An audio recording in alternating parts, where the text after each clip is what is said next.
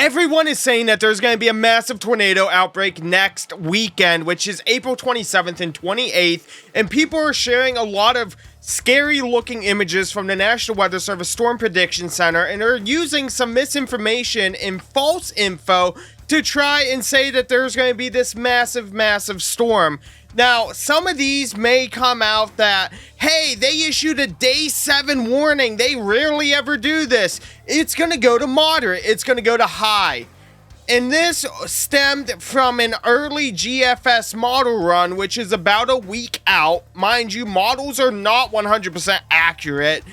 Even the short-term models like the HRRR, they are not 100% accurate. And every day that you add on to a model run, you're increasing the risk of up to 80% each additional time to being wrong and inaccurate, because all it takes is for something to happen on day 4 that model didn't see, and now every day after day 4 is contaminated. This video is not going to be a hype post. It's not going to be, oh, we got a tornado warning going out here that we need to get everyone ready for. No, what I'm going to do is I'm going to talk about what we do see on the models and how that can easily differ into either being a big bust or maybe a storm that actually could develop. So, as we look at the GFS model, what we do know is that there's going to possibly be a trough ejection that comes from the Pacific. And with this trough ejection,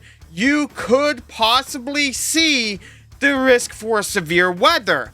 That's if it actually happens. Again, we don't know if it's going to happen or not going to happen.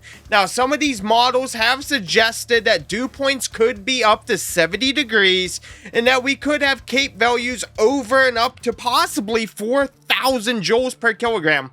Again, the models do say something could happen, but as we know in the meteorology field, that doesn't always happen. All it takes is for something from now till that night before the change, and all those models go out the window. Especially as we're looking even past next weekend, we're not seeing much on the models. We may see the occasional thunderstorm here or there, but I did find an anomaly within this GFS model run, and it shows that we could possibly have a cyclone that comes over the Great Lakes like we had in the past few weeks here. Again, it kind of just happened spontaneously, which is why I start questioning, is this model going to actually be legit? Now, we know the GFS. The GFS has a good, I would say, 3 to 5 day possible run. Possible with that 3 to 5 day. You know, typically I like a 2 to 3, 2 to even 4 day. Gives us a bit of a heads up like, hey, we could have a target chase day coming up. Now, a lot of people are going to go online. They're going to use the false and misinformation saying that, oh, the National Weather Service put out a day 7. That means it's going to progressively get worse and worse and worse.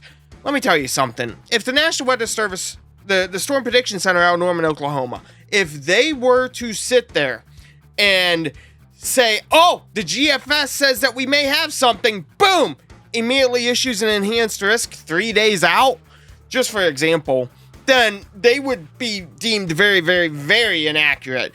You know, right now, the National Weather Service, the Storm Prediction Center, they're already under fire for all these moderate risks not turning into much of anything.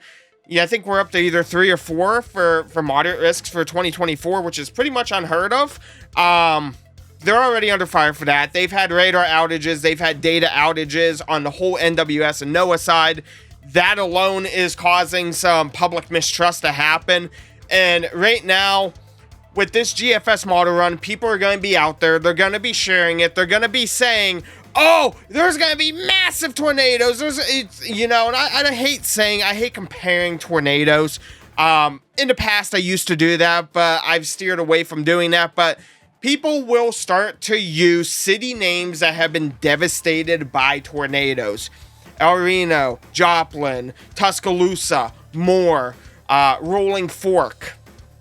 And they'll start to try to compare that. I learned my lesson a while ago. You don't do that. It's very inhumane and distasteful. But these weather weenies are going to go out there. They're going to start saying that. They're just going to say, oh, well, it's over Moore and it's over Joplin. It's going to be a 2.0 for them or a 3.0. That's not the case.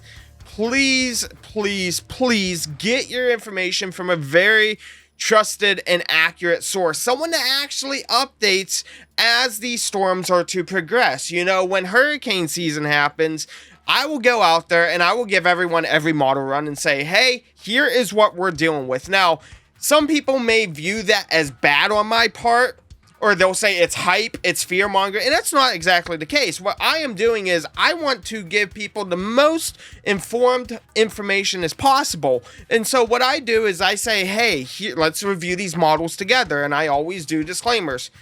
Just so you know, this is a model in that whatever is shown here is not 100% accurate. It's not a forecast. This is just a projection of what may or may not actually happen. And that's exactly what I'm doing in this video, is showing you that here's the GFS, here's that Euro model. You can use that information as you want, but please don't put words in my mouth.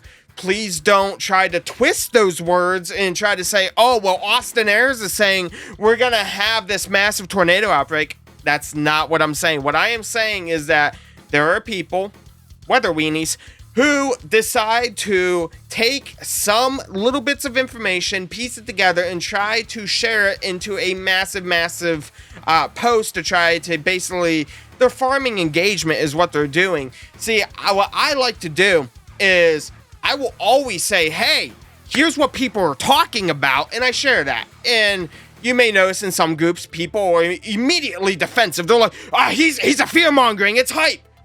No, where did I say that? What I said is that this is what people are sharing.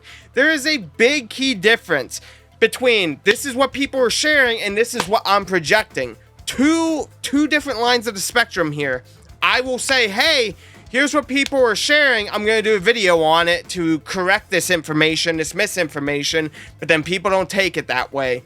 But again, what we need to do is we need to follow this system. We need to see what could possibly actually happen, because I'm going to tell you now, day 2 may roll around 6 days later, 5 days later, however you want to look at it, and we don't have anything. Or we could possibly have a QLCS setup. We may have a Duratio setup. We don't know. We truly do not know. So again, be sure to stay with me here, guys. We'll be going over this. We'll be tracking it, and we will see how the models align from now on April 20th up to the night of April 26th. So thank you. So I wanted to give you guys a more personal TLDR as to basically what I am trying to say in this video. I have looked at the GFS, I have looked at the European models, I have looked at the ensembles as well. If we are to get this trough that can possibly eject over West Texas and into Oklahoma, what I see is that we could possibly have a strong line of storms. Nothing that is going to be super widespread. The GFS is showing that we could have that severe weather also track more north with that cyclone that is going to go up into Canada. Again, that's if everything plays out. So, here's what I'm going to tell you. Again, this is the TLDR, even though it's the end of the video. What I am seeing is that, you can put this in writing, you can quote me on it, as we say in news, you can quote me on it. I think that if this trough does eject, we will see the chance for some tornadoes. At this time, it looks like they could just be very quick firing and could actually be QLCS. I'm not seeing a Duratio. I am not seeing anything where this could be a long track wedge tornado. No, I don't see that. What I do see, though, is that there could possibly be a risk for a tornado there on the 26th. And we're looking at anywhere from probably 150 to 350 miles for that storm length, and that's only if it does actually produce. If it does not produce, then we're not going to see much of anything. There could be some severe thunderstorms, but as of right now, it's really dependent on that Cape value and that dew point value as well. Obviously, the higher the dew points, the higher the Cape, you get more helicity there, and you could see that tornadic risk. However, at this time, I think that it's safe to say that, hey, we may see this, we may not see this. I'm not going to sit out here and make call maps and sit there and give exact cities that could possibly see a tornado. No, I'm not going to do that. That is not what I do, especially this far out. I say that we give this some couple days to work itself out, go from there, and then we'll be able to really see what may happen on the 26th, 27th, and 28th. But as of right now, I don't think that there's anything to lose sleep over. I don't think that there's anything to really be scared about. I don't see that at this current time. It's very dependent on if this trough is to eject. If it does, then we may have some issues on our hands.